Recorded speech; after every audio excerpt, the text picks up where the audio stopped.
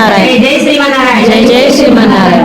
జై వాసవి. జై జై వాసవి. జై జై వాసవి. ఓం అస్మద్గురుభ్యో నమః. శ్రీమతే రామానుజాయ నమః. నిన్న మనం రామాయణంలో అందరి దగ్గర అందరికి చెప్పాడు, అమ్మ 305 తల్లికి కూడా నమస్కారం చెప్పి నా వల్ల తప్పు చెప్తాను క్షమించండి అని చెప్పి అందరి దగ్గర దీవెన తీసుకున్నాడు. ఇక ఇప్పుడు ఈ రోజు సీతారామ లక్ష్మణులు ముగ్గురు కలిసి వాళ్ళ తండ్రి గారు అయినటువంటి దశరథ మహారాజు చుట్టూ ప్రదర్శన చేసి పాదాలకు నమస్కారం చెప్పి సెలవు తీసుకుంటారు. తర్వాత కౌశల్యమ్మ దగ్గరికి వచ్చి ముగ్గురు సీతారామ లక్ష్మణ ముగ్గురు మళ్ళీ వచ్చి కౌశల్యమ్మ దగ్గర చుట్టూ ప్రదర్శన చేసి పాద నమస్కారం చేస్తారు. చేసిన తర్వాత లక్ష్మణుడు ఒక్కడే వాళ్ళ అమ్మ సముద్రం దగ్గరికి వెళ్ళి వాళ్ళ అమ్మకి పాద నమస్కారం చేస్తారు.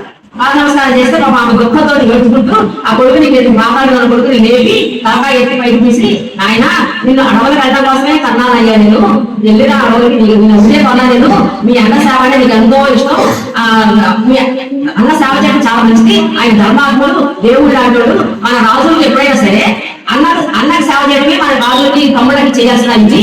ఎప్పుడైనా అన్న రాజు అవుతాడు, తమ్ముడు అన్నకి సహాయం చేయడం, యుద్ధాలు సహాయం చేయడం, యజ్ఞాలకు సహాయం చేయడం, అన్నిటి సహాయం చేయడం చేయాలి. నువ్వు ధర్మాన్ని పాటిస్తున్నావు, మన విశ్వాపంశ రాజులను రాజులను ఎలా చేశారో నువ్వు అలాగే పాటిస్తున్నావు.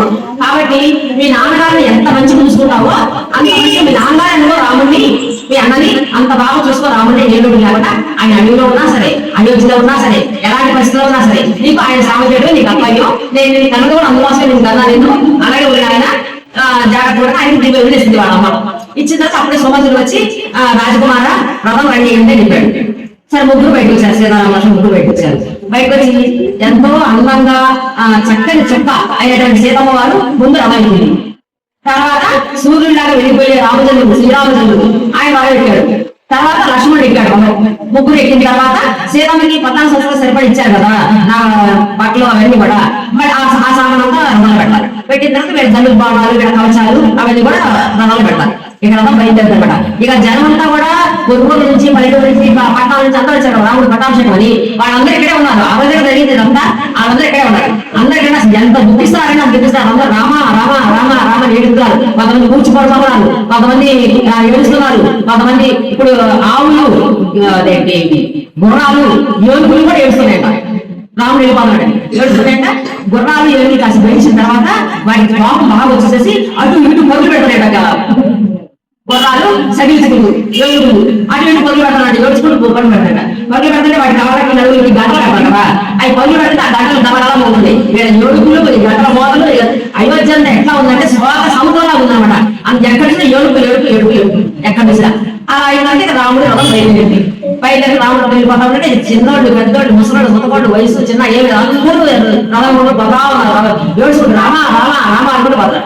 ఈ వార్త గుప్పు అని మొత్తం 4 మూలలు తెలిసిపోయింది. దేశం 4 మూలలు తెలిసిపోయింది. వాళ్ళందరూ గుంపులు కూడా జరుగుతూ వస్తున్నారు. రాముడు వెళ్ళిపోతాను అని చెప్పి వాళ్ళందరూ వస్తున్నారు. ఇదంతా నాన్నగారిగా గందరగోళంగా ఉన్నారు, ఏడుస్తున్నారు. వీళ్ళే చేస్తారు. కొంతమంది యువకులు ముందు ముందు ఫాస్ట్ గా ఉక్కిపోయి రథానికి పట్టుకొని రథాన్ని ఆపేసి, సుమంత్ర నువ్వు రథాన్ని చెల్లగా పోదు, పెద్దగా స్పీడ్ గా వెళ్తానండి, నేను రాముడిని కళ్ళారా చూసుకోవాలి, మనసారా ప్రార్థించుకోవాలి. మరి ఆయన ఎప్పుడు చూస్తామో ఏమో, అసలు చూస్తామో చూడము, కాబట్టి నువ్వు నిదానం పోయి రథాన్ని అని చెప్పి సుమంత్రకి రథాన్ని బయట పట్ల ఆపేస్తారు. ఆపేసి ఆ మాట చెప్తున్నారు. ఆ మాట చెప్పి సీతం అంటే కౌశల్యమ్మ పాపం ఇలాంటి మెరుగులు కానీ కౌశల్యమ్మ ఎక్కడ నొక్కిస్తుందో పాపం ఆ గొప్పంతో ఆ గుండెలు పగిలిపోతా ఉంటాయి.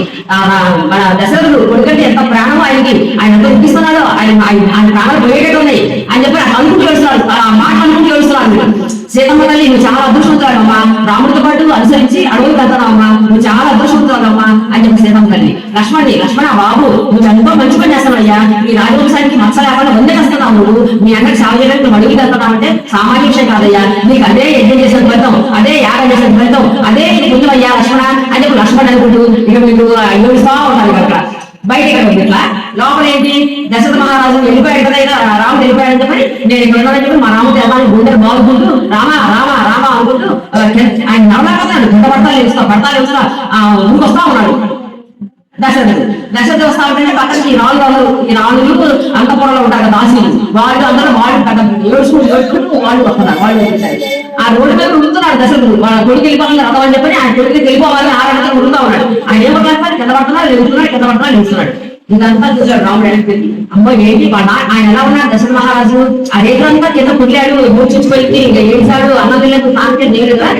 బట్టలన్నీ మాసిపోయి, ఈ కన్నేతో బట్టలన్నీ కలిసిపోయి, కళ్ళు ఇంత రావైపోయి, మొహం పీకుపోయి, కాంతి లేని చంద్రులాగా ఉన్నాడు.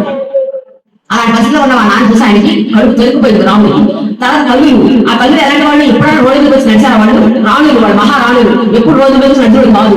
ఒకవేళ రావాలి అని అంటే ఏనుగు మీదనో గుర్రం మీదనో పల్లకిలోనో వాహనం మీద వస్తారు. అలాంటి కళ్ళందరూ అట్లా ఏడ్చుకుంటూ రామ రామ అనుకుంటూ నడుచుకుంటూ వస్తా అంటే ఆయన హృదయం తలుపుపోయింది రాముడు. వెనక చూసి తలుపుపోయి సుమంత్ర నువ్వు రథాన్ని రథం తీసేయి అని చెప్పండి. ఇదే సమయంలో దశరథ మహారాజు నుంచి సుమంత్ర రథా నాగేశాయి, సుమంత్ర రథా నాగేశాయి అని ఆయన నుంచి కాలు వస్తాడు. అందుకని ఈ నిగంగా ఆయన రాజుపాట రథాన్ని రాముడు మాట వెళ్ళి పాటలు పోయాలని ఆయన పడ్డారు కదా. అంతకంటే రాముడు అంటాడు సుమంత్రుడి, సుమంత్ర నాన్నగారు నా పరిస్థితులను చూడలేకపోతున్నాను, అంతమంది తల్లులు అమ్మలందరూ కూడా ఏనాడు రోడ్డు మీద వాళ్ళు లోకిస్తూ వస్తున్నారు, అట్లా వద్దు నేను చూడలేకపోతున్నాను, నువ్వు భాషలో పోనీ చేస్తే మన కనపడ పోయిన తర్వాత వాళ్ళు ఊరుకుంటారు, పోనీ చేసేయి. నాన్నగారు ఇంకా అడిగారు అనుకో, సుమంత్ర కథ ఆపలేదు ఎందుకు ఆపలేదు అడిగారు అనుకో, ఈ ఏడుపులను నాకు వినపడలేదు చెప్పు పోనీ అంటాడు. సరే సంస్కారాలు పోలిస్తాడు, ఫాస్ట్ పోలిస్తాడు. అప్పుడు రాజ ఉద్యోగులు ఉంటారు కదా, రాజ ఉద్యోగులు మనుషులు సైన్యాలు వెళ్తుంటారు కదా, వాళ్ళందరూ ఆయన వచ్చారు. ఈ దశరథుడు వచ్చి దశరథుడు పట్టుకొని ఎందుకు ఆయన దశరథుడు ఆయన ఆపు చేసేసి రాజా మరి 14 సంవత్సరాలు తొందరగా గడవాలంటే వాళ్ళు నల్లది వాలి మరి 6 గంటల కాలం ఇక్కడికే వస్తుంది కదా, మరి 14 సంవత్సరాలు ఎక్కాలి కదా, మనం ఎవరినైతే తొందరగా రావాలని కోరుకుంటామో వాళ్ళు ఎడని వాళ్ళ ముందు మీరు వాళ్ళ ముందు మీరు ఆగని చెప్పి ఆయన నిలబెట్టేస్తారు. దశరథుడి నిలబెట్టేస్తారు. ఇక ముసలి పిల్లలు ఆగిపోయారు. ఇక అందరూ మిగతా అందరూ ఉంటా ఉన్నారు. మా అమ్మాయి ఈ జనంలో ఏమైపోయిందో అని దాసలేదు, మా అబ్బాయి ఏమైపోయిందని దాసలేదు, మా ఆమె ఎక్కడ ఉందని దాసలేదు, మా ఆయన ఎక్కడ ఉందని దాసలేదు, మా అన్నయ్య ఏమైందో మా తల్లి ఏమైందో కాదు, ఊరే రామ రామ రామ లక్ష్మణ సీతారామ లక్ష్మణ అనుకుంటూ రామ రామ అనుకుంటూ లక్ష్మణ అనుకుంటూ ఉడుతా ఉన్నారు జనంతా ఆనందపడి ఉడుతా ఉంటే ఇక్కడ ఏమి జరుగుతుంది, మీరు పట్టుకున్నారు కదా దశరథుడు ఆమె చేశారు కదా, దశరథుడు ఆగి రథం పోతా ఉంటుంది కదా, అది మేఘ ఎంత కనపడుతుంది అంత లెక్క అక్కడ దృష్టిలో ఉంచుంటాడు. రథం వెళ్ళి దుమ్ము కనపడుతుంది, ఆ దుమ్ము కూడా నీ వెళ్ళినా అక్కడ ఉంచుంటాడు దశరథుడు. ముంచిన తర్వాత అప్పుడు ఇక వీళ్ళందరూ అంటారు రాముడు వెళ్ళిపోయాడు అని చెప్పారంటే ఇక దశరథుడు అంటారు మా రాముడు వెళ్ళిపోయాడు, ఇంకా మా రాముడు వెళ్ళిన తీసుకెళ్ళిన గుర్రాలు ఆ రథం గుర్తులే కనపడతాయి, నా రాముడు కనపడలేదు అని చెప్పారు. రామ రామ అని చెప్పి కింద పడిపోతున్నాయి. దశరథుడు ముసలి దశలో కోరలు పడుతుంది, పడిపోతుంటే ఈ కుడి పక్కన కౌశల్య కూర్చోబడుతుంది, ఆ ఉదాహరణ కూర్చోబడుతుంది, ఎడమడ కైకే ఉంది, కైకే ఎడంచే ముఖ్యమైన కాకపోతే దుర్మార్గులాగా పాపిష్దానా నువ్వు నా చెప్పుకోవద్దు, నన్ను అనుకోవద్దు, అసలు నీకు నాకు ఎలాంటి సంబంధం లేదు, ఈ రోజు నువ్వు భార్య కాదు నేను భర్తలు కాదు, నీకు సంబంధించిన ప్రతి వాళ్ళు కూడా నాకు సంబంధం ఏమిటే నువ్వు ఎప్పుడు కూడా నన్ను ముట్టుకోవద్దు అనుకోవద్దు, నీకు సంబంధం లేదు, ద్వారం అని అంటాడు దశరథుడు కైకిని. ఆ తర్వాత ఈ కౌశల్యమ్మే 2 చేతులు పడుకొని లేవదీసి మరి ఎలా ఎందుకే రథంతో పాడు మరి ఎలా తీసుకొని వస్తా ఉంది.